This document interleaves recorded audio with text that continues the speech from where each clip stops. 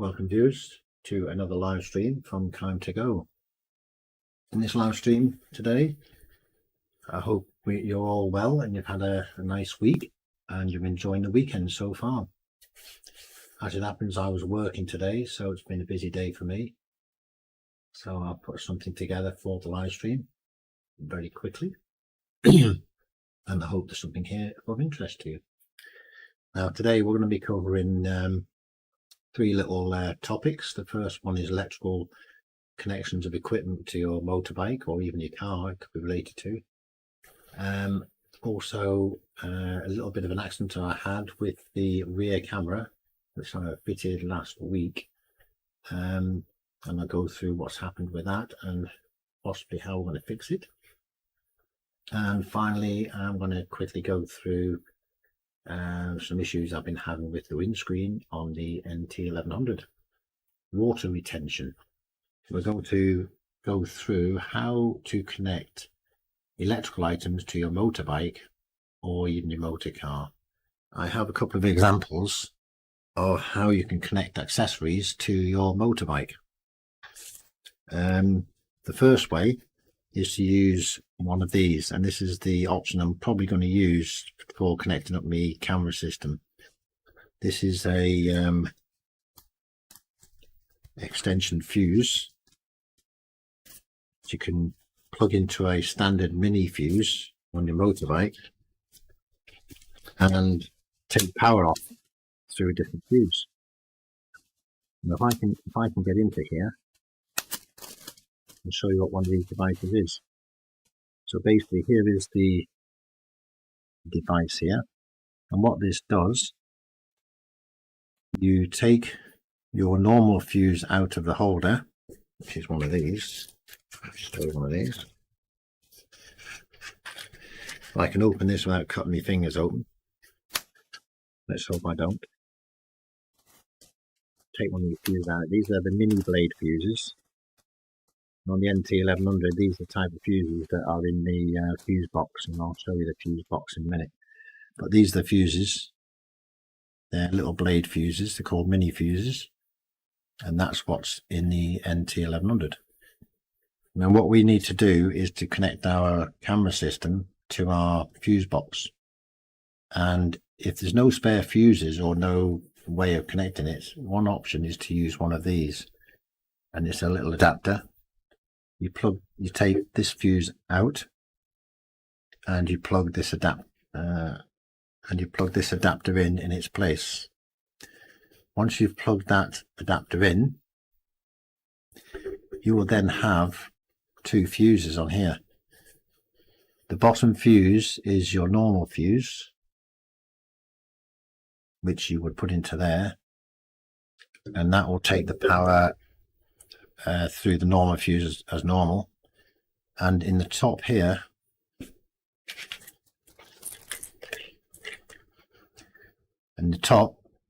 you put another fuse, and this is the fuse for the accessory, which is going to be our camera system. We put into there, so it converts a single fuse, this one, into a double fuse, this being the output for one of them, the top fuse, and this being the output for the bottom. Now there's something very interesting about these here. They can be wired up in two ways. You have to be careful which way you put this into the fuse holder. Now I'm going to try and explain it with a little drawing. Here's a drawing I made up earlier. I'm not an artist, but this might explain how that fuse works. So first of all, we have a standard fuse here. You have a positive socket and you have a negative socket on the actual fuse box.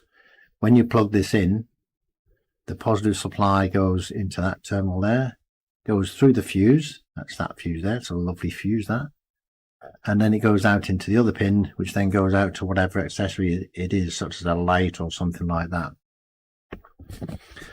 Now this adapter can be placed in two ways, and the first way, this is how the adapter works.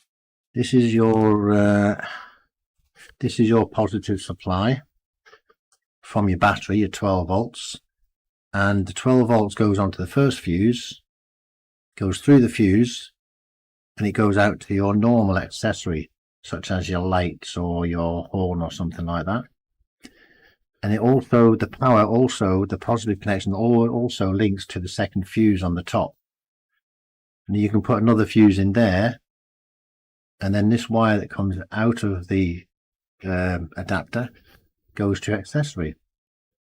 So in this configuration here, if this fuse blows, the power goes off to this accessory, but this power is still on. And if this fuse blows, that accessory goes off and this one stays on. But let's say you take the fuse out, you take this unit out. So if that was plugged in like that, if I then turn it upside down and plug it in like that, what happens? Well, what happens is we put the positive on the opposite side. So we put the positive will be on this terminal here. The positive will go through a fuse first before it gets to the common here. And this will be your normal accessory. And the positive after that fuse goes through the next fuse and it goes to your second accessory here. So what happens here, if this is the positive supply, if this fuse blows, the power goes off to that accessory and also off to this accessory as well. So you can have it so it turns both off. But if this fuse blows, it only turns off this accessory and leaves that accessory on. Now I hope that's explained it. You might have to look at that for a little bit of time to sort of see how that works, but the fuse can go in two ways. Now when we put our camera system in, or we wire it up, which is going to be tomorrow, I'm going to do the video for that. This is the one we're going to be using, this one here, where we have a positive supply going to two separate items. So I hope that explains this device here, which is this here. So yeah, that's the device we could use. Now we have another option. If we haven't got one of them, which you might not have one of them, the second option is to use an inline fuse and do it individually. Now with an inline fuse, I have this one here, it's the second one that's been used. You basically have to find a supply, such as take it directly to your battery, which is what this one has done. I put that onto the positive of the battery, negative of the battery, and I've had a inline fuse to protect the circuit. And this happened to be a 12 volt power outlet, which I had on my previous bike, and I took it off when I sold it. And this one here is quite handy. I think I got this from Halfords, I think, at the time. It's waterproof. You can put this on your handlebars if you wanted to. It comes with a bracket and things, but I'm going to probably fit these on my NT underneath the seat. So I've got some spare power. And also, I'm going to fit this device under the seat as well. Now, this is another handy thing to have on your bike. Although the NT's got a 5 volt power supply, USB on the front of the bike, and it also has one of these as well. I'm going to have one under my seat so I can charge things under my seat. And this one here is it's got two outputs, and each one's rated at 2 amps. So I'm going to find a way of fitting that back onto the bike. And I'm going to use this type of fuse to supply it. So that's just a little bit of info on how I'm going to connect up the cameras on my motorbike, which I'm going to do tomorrow, I think. These were bought from, I think got them from Halfords, I think. No, that was from Halfords. You want one of these? That's from Halfords. And this one I think I got from Euro Parts, the spare fuses. They're only a couple of quid. They're very, very cheap. So it's worth having a few spares in if you've got the NT get a few spares in. Now I'm just going to show you now what it's like under the seat and where the fuses are on the NT1100, because if you want to change a fuse or you want to put one of these in to power up, say, lights or something like that, you need to know where they are.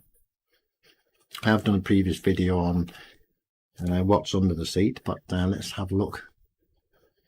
So here is the under seat of the seat of the NT1100. Now here is the compartment at the back where you have your tools. The Adventures of Bleary review told me that this was the programming port for the motorbike. Your toolbox is in there, and this is the part where all electrics are going to go, and we're going to put the 2 sockets for the power. One will have 2 USBs, one will have a 12-volt power outlet, and we're also going to put the control unit for the cameras in here as well. I'm hoping that I can get into this box here. Now this is the fuse box in the NT. It has no spares. There's no spare ways. You've got your fan relay, fuel relay, and the fan. Some of them I don't know what they are. Fuel pump, ABS, and we're going to take the cover off and see if we can fit that unit in.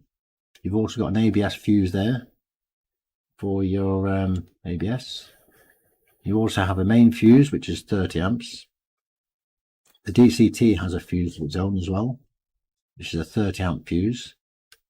And you also have this one here. Now I'm not sure what these are. I tried locating a wiring diagram for the bike, I can't find one anywhere online or anywhere. One thing to note, if you're wiring up an accessory on a bike, what you want to make sure is you don't put the accessory onto a part of the bike which is critical.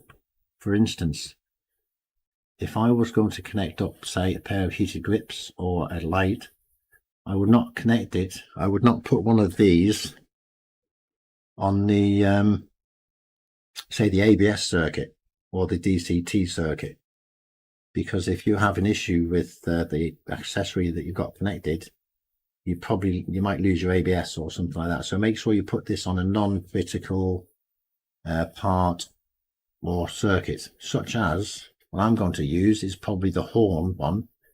That's not really a critical device. It'll either be on the horn or the headlight.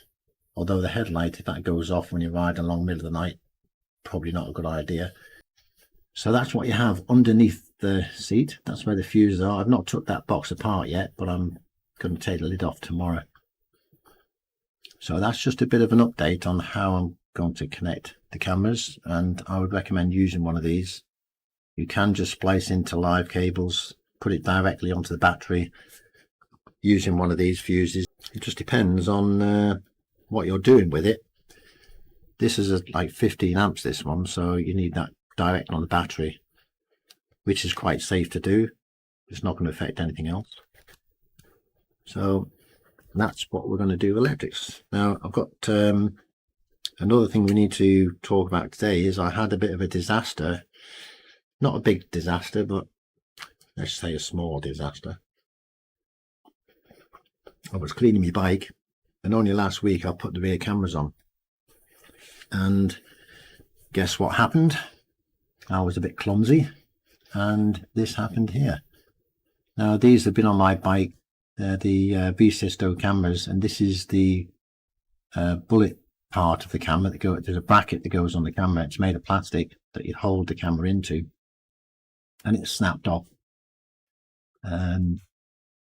Unfortunately, where is the picture? Let me have a look. It snapped off right on the top. I was cleaning the bike and I must have knocked it a bit hard and smashed it off. So I'm going to have to repair that, and my plan is to file this part flat, because I will repair it. I'm not going to make a new one. I'm going to file that flat. I'm going to drill that bit of plastic. I'm going to put a thread in the plastic, and I'm going to get a bolt, and I'm going to make a screw bolt into there, file a flat on it, the same shape as this flat here, to bolt it back on. And I'll do a very little video on how I repaired it. It might be of interest to somebody. if you ever have one of these and you break it, or you have something like that, I'll show you how to fix it. So the other thing I want to mention in this video is this here. Now, if you've got an NT 1100, which a lot of people have, I'm just curious to know if anybody has the same gap here between their wing mirror and also the handlebar switches. Now, if you measure the distance from the center of the headstock to that wing mirror, it's different than the other wing mirror. I'm going to move that to the left so it's right up against this switch here. And the reason I'm doing that, I only noticed it when I was trying to sort out my camera on the GoPro on my chin mount. I was sort of wondering why one of the wing mirrors was slightly too far out, even though the camera was straight. And the reason being is this here is causing an issue. So I'm going to move that tomorrow, and another little job I'm going to do. It doesn't affect anything, but it's just might be me just being a little bit picky, but I don't know. It'd be interesting to know if anybody else has got the same, if that's how it's physically made when I bought the bike, it was like that, brand new, or has somebody in the factory just been a bit lazy and put it in the wrong place. So another thing I'm going to go through is this little video here, which I did this week. And you might have seen the video if you're a regular to the channel. If I can sort of stop this here somehow, you will see what I mean. So I was riding to work, and I noticed on the windscreen of the NT 1100, and probably on other bikes as well, I was getting the water collecting on the front. If I can get a clear picture of that, that's better. And that's what it was looking like while I was riding along. Now, I would have thought that if you're riding down the motorway 60 to 70 miles an hour, you would think that would blow off, but it doesn't. Not on my bike at the moment. Now, I've had a couple of comments back on the with help, which is really much appreciated. So thank you for the subscribers who have commented and helped out on that. And I think it was Grey Wolf that mentioned that he used I think it's called Rain X or something. Was it Rain X or Rain X? Yeah, he used that, which is some sort of coating that goes on the window and should make it go off. He also had another comment, and I forget the name of the guy who commented on it, but he said use muck off, which is MUC off. So you clean the bike with this normal cleaner, and you spray this over the window, and it's supposed to work as well. But unfortunately, I'd already bought something else from Halfords. Now, I tried to get the Rain X, but they didn't have any in, and I couldn't get any local. So I plumped for a different solution, which was, I think it's Turtle Wax Clearview or something like that it is. And I'm going to do a test on the window, on the windscreen, and see if it works. If it doesn't work, I'm going to go to the muck off solution, because that was suggested, and it does work apparently. So that's going to be my second option if the other one doesn't work. So I'll keep you posted on that. And what I might do, I might put half of the windscreen with the solution to see if it works, and leave the other half with nothing applied to it and see what happens. Be a bit of an interesting thing to know. If you've got any ideas on how to stop this happening, or you've got any suggestions of products that you've used, please leave a note in the comments, and be nice to hear from you, because I don't want to go through like 20 or 30 products to get something that works. It's nice to work off recommendations really from you guys who use it. So yeah, that's another little thing we've had going on this week. So thank you to all my subscribers, which this week has gone. I did get a mention on the Adventures of Bleary View channel. Alex, who runs the channel, he has a lovely channel there. He has a lot of good videos riding around Scotland, and make a visit to that channel because it's he has some really nice rides on roads with no traffic and spectacular views. So give him a visit if you get time. I'll put a link down in the comments to his channel. I'm going to leave it there. So have a wonderful weekend.